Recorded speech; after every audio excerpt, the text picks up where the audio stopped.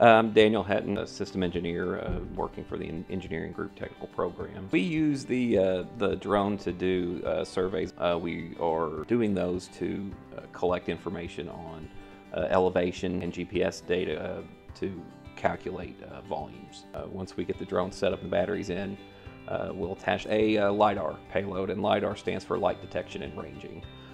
Basically, it sends out a pulse of light at a high rate of speed, and it's measuring the time it takes for it to contact surface and return back to the sensor. The amount of data that we're getting with the drones, we can fly and collect so much more data. It gives us so much more detail that we can provide better information, more accurate information. Typically, we would have a surveyor, and it may take him a day or two to collect the data he needs, a couple hundred points.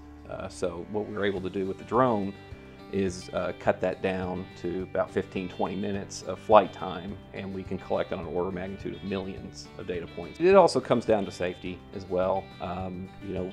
We can also keep the employees safe, keep them out of avoid hazards that they may encounter if they just do a traditional walkover.